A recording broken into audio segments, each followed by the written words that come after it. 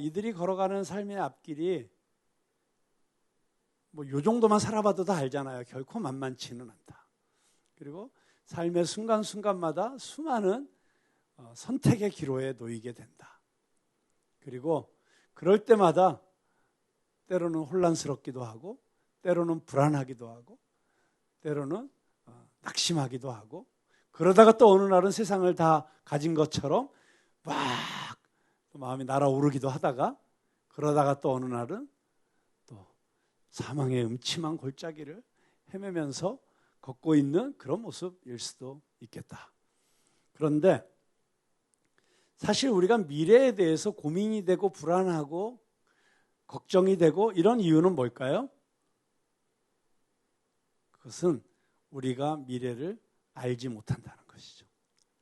가장 중요한 것은 내일 일도 우리는 모른다는 것이죠. 뭐 내일 일은 고사하고 만약에 5분 후에 일어날 일만 내가 정확하게 예측할 수 있어도 우리는 이미 대한민국에서는 삼성을 넘어서는 재벌이 되어 있고 뭐 세상의 모든 권력을 다 한 손에 쥘 수 있는 능력이 생겨요. 잘 한번 생각해 보세요. 정말 5분 후에 무슨 일이 일어날지만 정확하게 100% 예측할 수 있으면 우리는 세상을 다 가질 수 있어요. 그런데 우리는 5분은커녕 1분 후의 일도 장담할 수 없는 인생이라는 것입니다. 그리고 우리가 걸어가는 길은 언제나 가보지 않은 길이죠. 자, 지금 오늘 성경 본문 말씀은 이스라엘 백성들이 드디어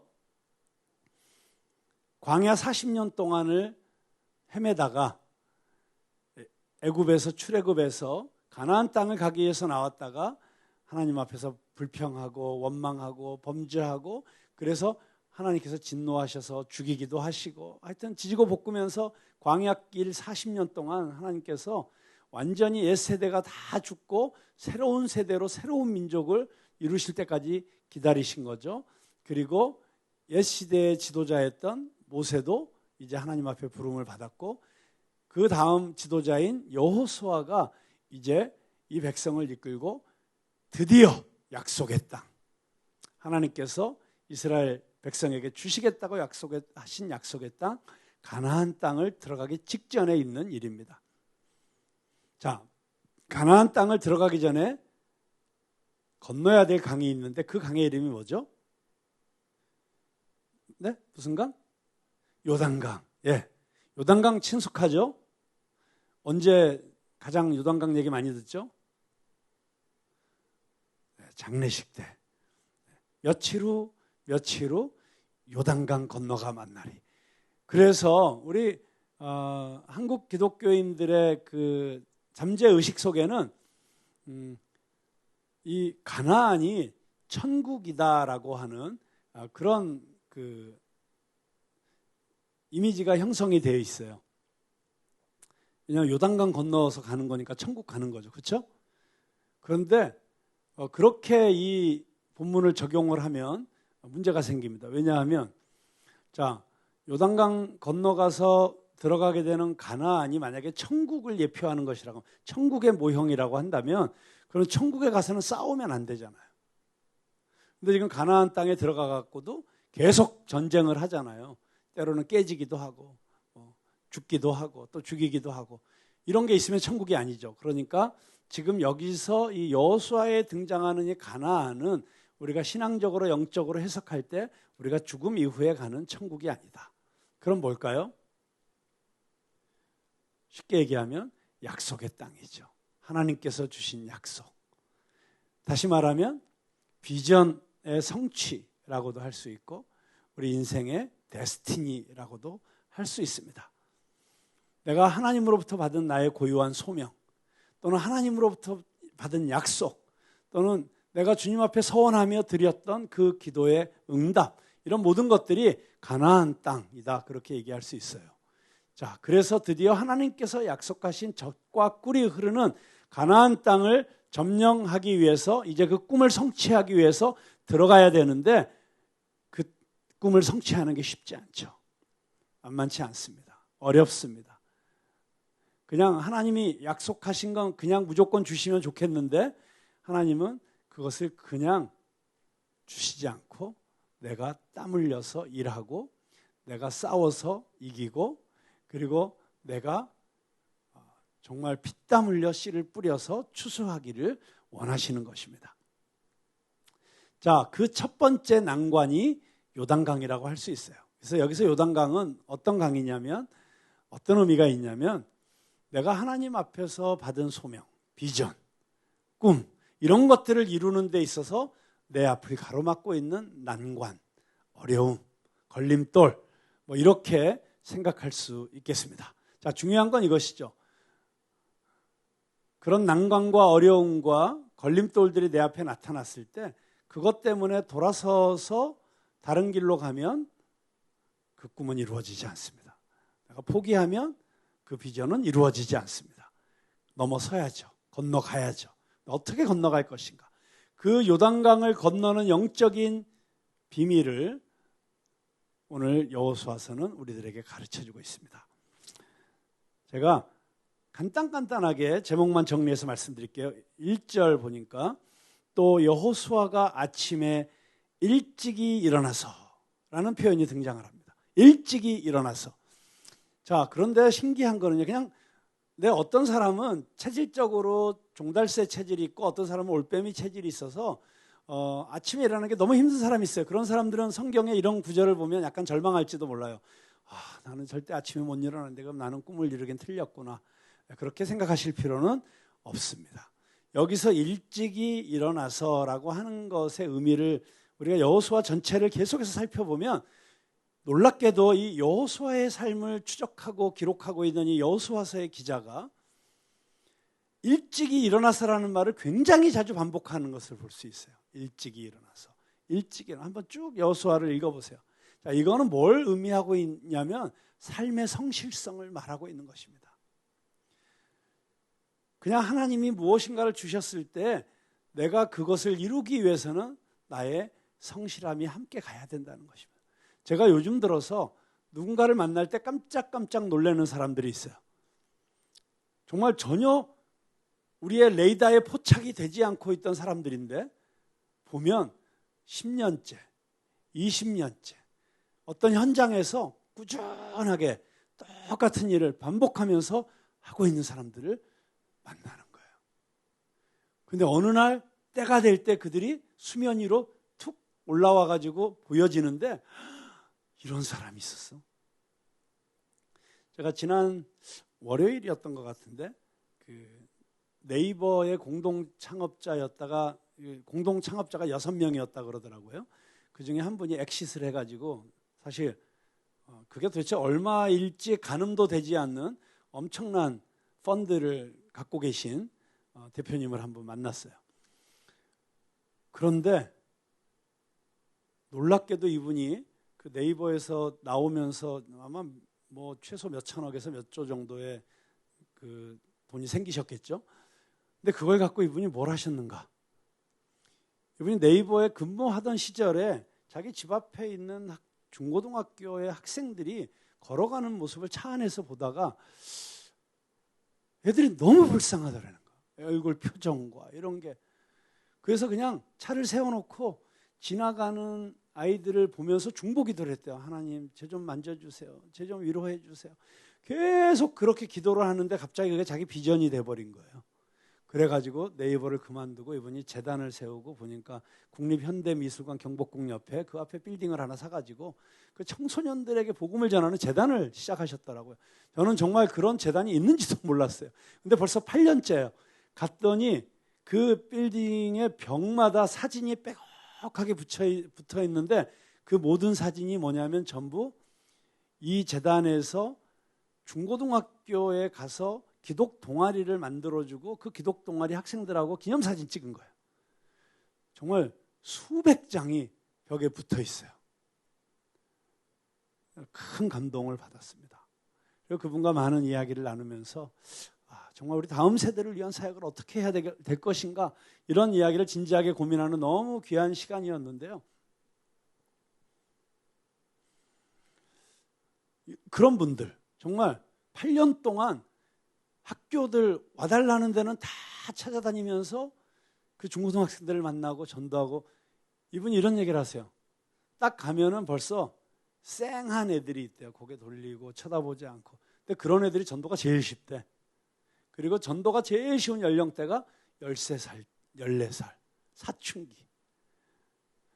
전도를 안 해본 사람은 이해가 안 되는 말이죠. 세상에 제일 무서운 일이 중학교 2학년 남자애들 앞에서 설교하거나 강의하는 거거든요. 그런데 오히려 그런 아이들이 전도하기가 제일 쉽다. 8년 정도 꾸준하게 그 일을 하신 분이 그런 말씀을 하시니까 설득이 되더라고요. 정말 이 성실함, 하나님께서 무엇인가를 맡겨주셨을 때 그냥 잠깐 해보고 안 되면 그만두고, 이것도 해보다 안 되면 그만두고, 그래가지고는 일가를 이룰 수가 없는 것이죠. 제가 코스타를 처음 갔을 때, 그때 그 코스타를 처음 시작하셨던 홍정길 목사님이 저한테 그런 말씀을 하셨어요. 무슨 일이든지 한번 시작했으면 10년을 해라. 그러면 이런 청년들 앞에서 할 말이 생긴다. 제가 그 코스타의 수많은 강사님들을 보면서 그 말씀이 거의 상당 부분 진실이라는 사실을 깨닫곤 합니다. 정말 내가 하나님 앞에서 받은 약속, 사명, 이런 것들을 이루기 위해서 최소한 꾸준하게, 일이 되든 안 되든 눈앞에 결과가 생기든 안 생기든 꾸준하게 하는 사람들이 무엇인가 하나님 앞에 열매를 드릴 수 있게 된다 하는 것을 우리가 생각해야 될 것 같습니다. 네, 하나님의 열심과 우리의 열심이 만나야지 스파크가 일어나는 거예요. 여기 여호수아가, 여기 보면 또 여호수아가 아침에 일찍 일어나서, 여호수아는 계속해서 아침에 일찍 일어나서 자신의 최선을 다하고 있었던 것이죠. 그것이 공부가 됐던, 악기 연주가 됐던, 그림이 되었던, 사업이 되었던, 이런 성실함을 가지고 나아갈 때 우리에게 주신 비전을 우리가 이룰 수 있다고 생각을 합니다. 자, 그 요단강 앞에서 이제 사흘 동안을 강을 건너지 않고 진을 치고 기다리고 있었어요. 사실 이 사흘이라는 시간이 굉장히 성경적으로 의미 있는 시간입니다. 예수님께서 십자가에 달리시고 죽으신 이후에 무덤 속에 있었던 시간도 사흘이고, 나사로가 죽었을 때 예수님께서 일부러 시간을 지체하시면서 사흘이 지나서야 가셔서 나사로를 다시 살리시죠. 이 성경에서의 사흘은 어떤 의미에서 정말 모든 것이 끝나는 시간입니다. 그러니까 죽은 사람이 절대로 다시 살아날 수 없는 시간이 사흘이 경과한 시간. 그래서 인간의 소망이 다 끊어진 시간, 내 방법이 다 더 이상 작동하지 않는 시간, 그런 시간이 사흘 후라고 할 수 있습니다. 그렇게 사흘 동안을 지나고 난 이후에 드디어 하나님으로부터 계시가 임합니다. 이 강을 건널 수 있는 전략을 말씀하시는 것이죠. 자, 그 전략이 무엇일까요? 첫 번째는 3절에 나오는데, 백성에게 명령하여 이르되 너희는 레위 사람 제사장들이 너희 하나님 여호와의 언약궤 매는 것을 보거든 너희가 있는 곳을 떠나 그 뒤를 따르라. 여기 보면 언약궤. 언약궤는 뭘 상징하는 것입니까? 하나님의 임재를 상징하는 것이죠. 하나님의 말씀을 상징하는 것이죠. 하나님의 인도하심을 상징하는 것이라는 것입니다. 지금 이 목숨을 건 전쟁을 앞두고 이스라엘 백성들에게 있어서 가장 중요했던 것은 하나님의 인도하심을 받는 것이었습니다. 하나님의 말씀을 따르는 것이었습니다. 제가 오늘 새벽에 갑자기 생각이 나가지고 오늘 교회 오는 차 안에서 우리 딸에게 들려준 이야기가 있어요.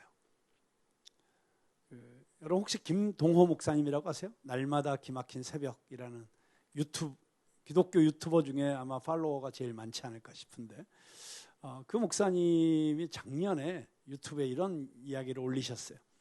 자기 아들이 포항에 있는 한동대학교 입학을 했는데 벌써 한 20년 전이니까 학교가 생긴 지 얼마 안 됐을 때죠.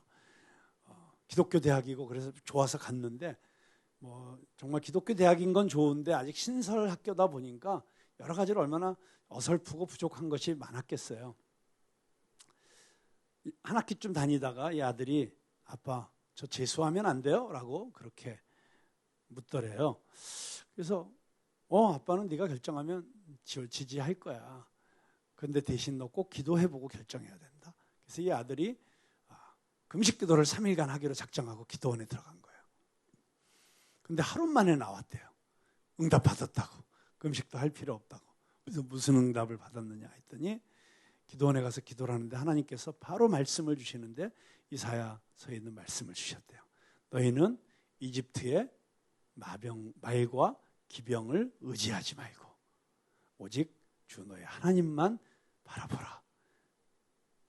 그런데 그래서 그때 자기가 이 말씀을 붙잡고 묵상을 하는 가운데 내가 왜 재수를 하고 싶었는가 생각해 보니까 이 한동대학이라고 하는 이 대학을 나왔을 때 내가 가질 수 있는 타이틀, 백그라운드, 네트워크 뭐 이런 거보다 내가 예를 들어 뭐 서울의 SKY 대학을 나왔을 때 훨씬 더 그래도 내가 일을 잘할 수 있게 되지 않을까? 내가 그래도 이 사회에서 인정받으면서 내가 하고 싶은 일을 할 수 있지 않을까? 이런 마음이 있었다는 것을 생각하게 된 거죠. 그래서 내가 지금 이집트의 말과 기병을 의지하려고 하는구나.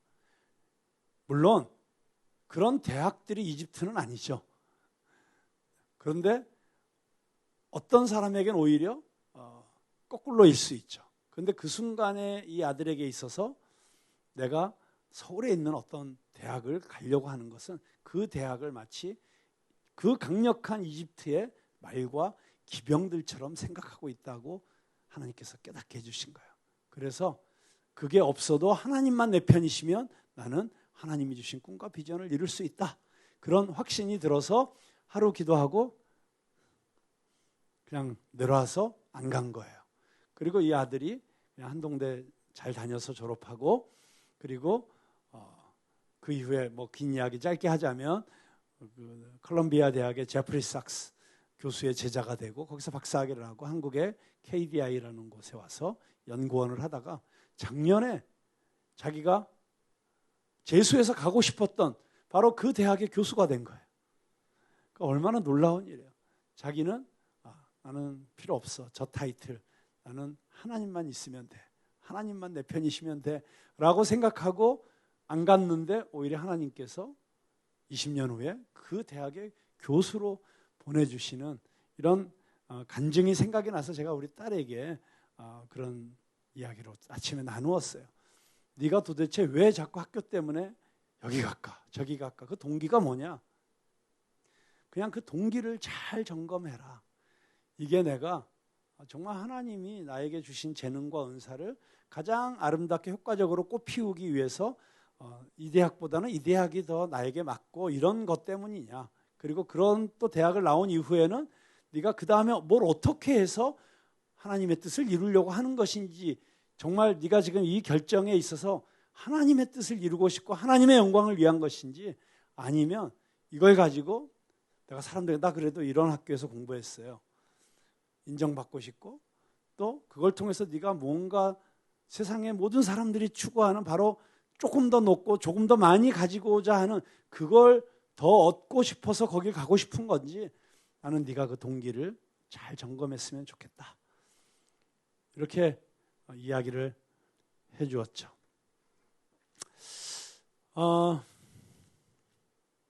정말 감사하게도 우리 딸이 그 이야기를 잘 받아들이고 너무 은혜로운 대화를 아침에 나누었습니다. 중요한 것은 이것입니다. 4절에 보면 그 언약궤를 따라가되 그 거리가 2000규빗쯤 되게 하고 그것에 가까이 하지는 말라 그랬어요. 이것은 이스라엘 백성들이 너무 많아 수십만 명이니까 너무 가까이 있으면 앞에 있는 몇 사람만 보고 모두가 보지 못하는 거죠. 이 2000규빗쯤 떨어져서 따라가라고 하는 것은 모든 사람이 다 같이 보고 가게 하라는 것입니다. 그러면 너희가 행할 길을 알리니 너희가 이전에 이 길을 지나보지 못하였음이니라. 여러분 우리는 다 이전에 지나가보지 못한 길을 걸어가는 사람들이에요. 그렇죠? 내일이라는 길을 가본 사람 여기 이 중에 아무도 없잖아요. 우리는 다 내일 또 전혀 새로운 길을 걸어가는 거예요. 물론 비슷한 날이 반복되다 보니까 우리가 늘 살던 대로 사는 줄 알지만 사실은 매일이 새로운 날이에요. 그리고 그 매일이 이전에 가보지 않은 길을 가는 거예요.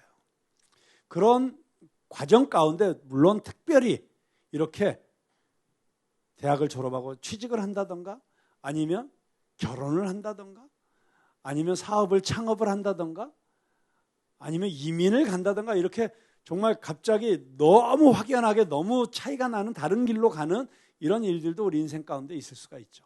그렇지만 근본적으로는 우리는 매일매일 지나가 보지 못한 새로운 길을 나서는 것이다. 그럴 때 과연 우리는 어떤 길로 갈 것이냐? 내가 가고자 하는 길이 아니라 오히려 길이신 예수 그리스도 그분의 인도하심을 따라서 그냥 예수님 안에 있으면서 그분이 인도하시는 대로 걸어가는 길이 가장 안전한 길이고 가장 우리의 삶 가운데 기쁨과 감사가 그리고 풍성한 열매가 맺히는 길이다. 그 사실을 믿으시기 바랍니다. 자, 그래서 첫 번째 주신 말씀은 하나님의 인도하심을 받으라. 오직 하나님만 바라보라 라는 것이고요. 두 번째는 5절에 보니까 여호수아가 또 백성에게 이르되 너희는 자신을 성결하게 하라. 여호와께서 내일 너희 가운데 기이한 일들을 행하시리라. 여러분, 하나님께서 여러분의 인생 가운데 원더풀한 일을 행해 주시기를 원하십니까? 여러분, 신앙생활 하면서 좀 그런 재미가 있어야 되지 않아요? 와, 하나님이 이런 일을 행하셨어. 죄송해요. 제가 자랑질을 하려고 하는 게 아니고요. 제가 코로나 터지고 나서 지금 한 2년 반 지났잖아요. 지난 2년 반 동안에 물론 제 인생에 힘든 일도 많았어요. 느닷없이 커피를 36톤이나 수입해 와가지고 뭐 그거 때문에 막 커피에 막 깔려 죽는 꿈도 꾸고 그랬지만 그럼에도 불구하고 정말 이 코로나 기간 동안에 저는 계속해서 와우 어떻게 이런 일이 정말 하나님은 다 계획이 있으셨구나. 이게 요즘 제 인생의 주제가예요.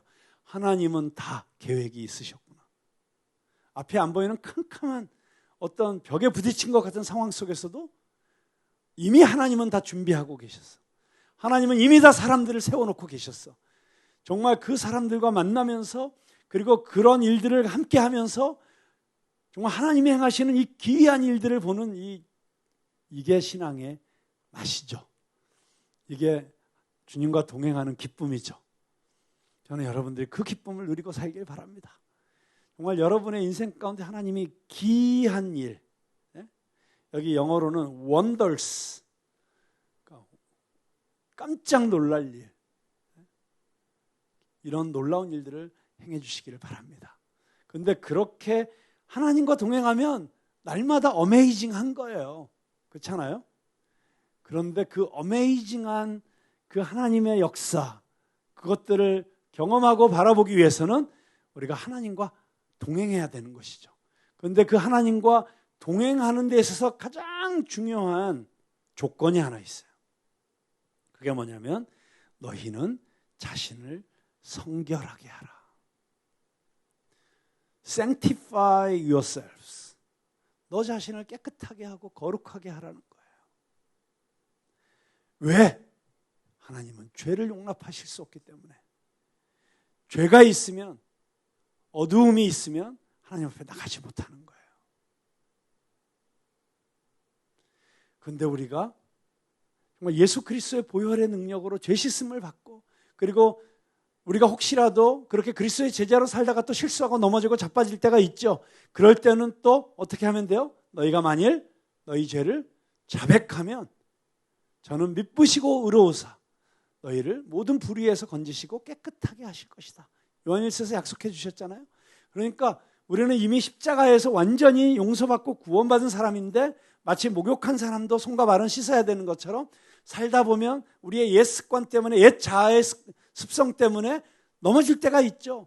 또 범죄할 때가 있죠. 생각으로나 말로나 행동으로 잘못할 때가 있죠. 그런데 그럴 때는 바로바로 고백해서 주님 앞에서 계속 자신을 성결하게 하는 사람들이 되어야 된다는 거예요.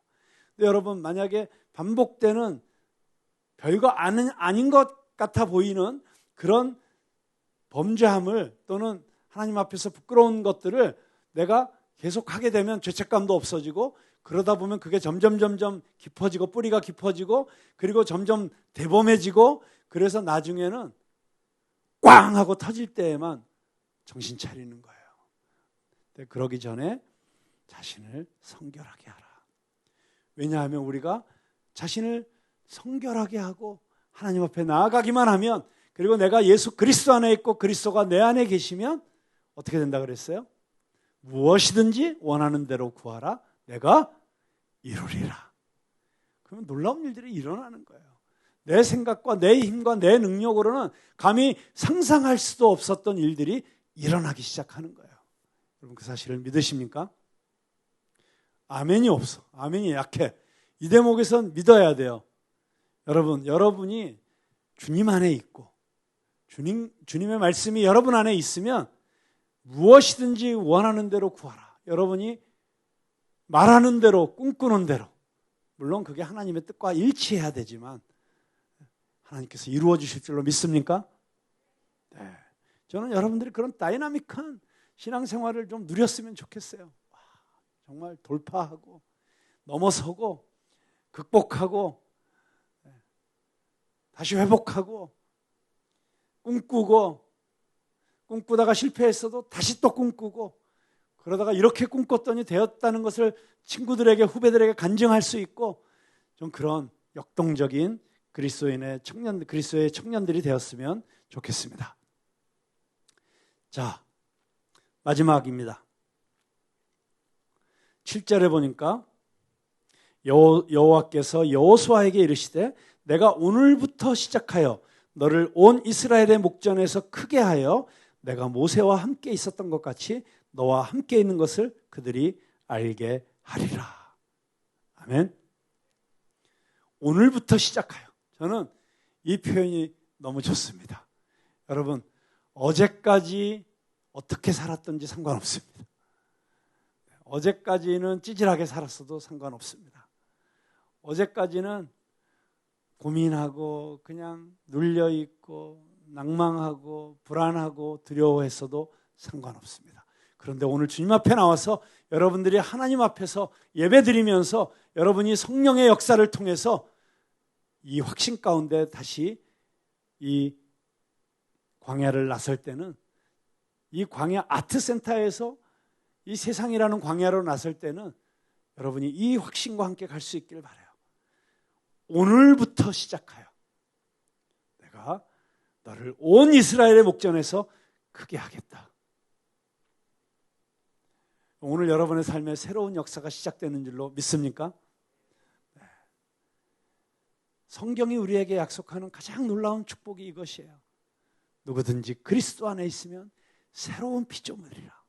이전 것은 지나갔으니 보라 새 것이 되었도다. 여러분이 성령 충만해서 정말 예수 그리스도의 그 이름의 능력의 힘을 붙잡고 새롭게 나아가면, 정말 베드로와 요한이 성전 미문의 안진뱅이에게 은과 금은 내게 없거니와 내게 있는 것으로 내게 주노니 곧 나사렛 예수 그리스도의 이름으로 일어나 걸으라 선포하여 기적을 일으킨 것처럼 여러분의 인생 가운데 기적이 일어나게 될 줄로 믿습니다. 여러분, 혹시 아직도 주저하고 있는 것이 있습니까? 아직도 불안해하고 있는 것이 있습니까? 오늘부터 시작하여 새 역사가 시작되기를 바랍니다. 자, 크게 하겠다는 거예요.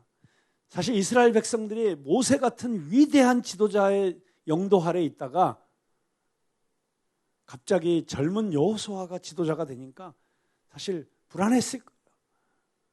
과연 여호수아가 제대로 할 수 있을까? 모세는 보면 어마어마한 기적들을 일으켰어요. 그런데 여호수아는 별로 기적이 없어요. 여러분, 이게 신기한 거예요. 신앙의 1세대들은 보면 체험 신앙이에요. 그런 뜨거운 체험이 있어야지 예수를 믿으니까. 병도 낫고 별의별 기적들이 그 인생 가운데 있었어요. 그런데 여러분 아시죠? 그런 뜨거운 체험을 하신 우리 신앙의 1세대 밑에서 자란 우리 모태신앙, 여기도 모태신앙들 있죠. 예? 부모님이 신앙인이라서 모태에서부터 교회를 다닌 모태신앙들. 근데 모태신앙의 별명이 뭔지 알아요? 모태신앙. 나는 이것도 못해요. 저것도 못해요. 왜냐하면 자기 체험이 아니니까. 그냥 부모님으로부터 물려받은 신앙이다 보니까. 그리고 이런 막 드라마틱한 신앙의 역사와 간증들을 별로 없어. 그런데 대신 이분들의 특징은 평안해. 그리고 뿌리가 깊어. 든든해. 웬만해서 흔들리지 않아. 쉽게 믿어져. 그것도 축복이에요. 그런데 1세대 신앙인 같은 이런 엄청난 카리스마 이런 게 별로 없는 거야.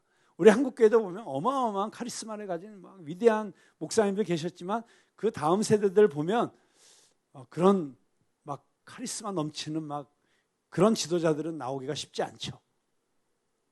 그런데 하나님께서 여호수아에게 내가 이제 모세와 함께 있었던 것 같이 너와 함께 있는 것을 그들이 누굴까요? 이스라엘 백성들이죠. 알게 하리라.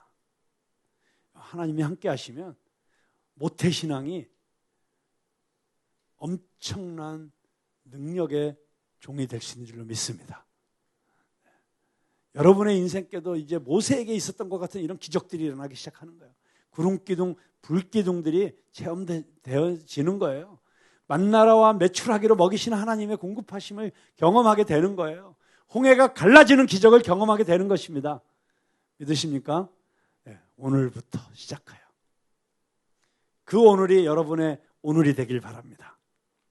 자, 그러면서 하나님께서 뭐라고 말씀하십니까? 너는 언약궤를 맨 제사장들에게 명령하여 이르기를 너희가 요단 물가에 이르거든 요단에 들어서라 하라.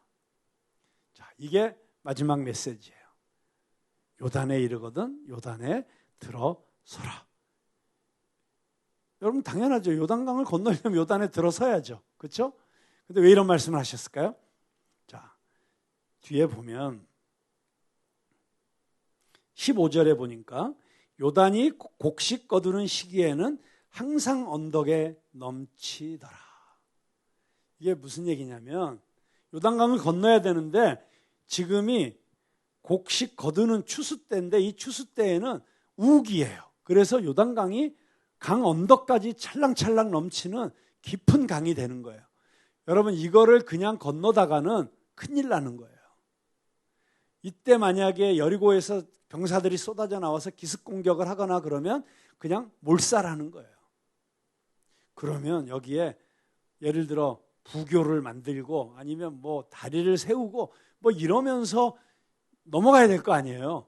사실 이스라엘 백성들이 기다리고 있었던 하나님으로부터의 전략은 이런 와 역시 하나님의 지혜 모략 대단해 이렇게 하면 되겠구나 이런 전략을 하나님이 주시기를 원했는데 하나님이 지금까지 주시는 전략은 뭐예요? 언약궤 뒤를 따라라. 너희는 너희 자신을 성결하게 하라. 이런 전략을 주시는 거예요. 근데 드디어 말도 안 되는 전략을 주셨어요. 뭐냐면 요단강에 이르거든 들어서라. 어떻게 들어서요? 물이 이렇게 엄청난데. 그냥 건너기도 힘든데. 적군 쳐들어오면 어떡하려고. 말도 안 되는 거죠. 그런데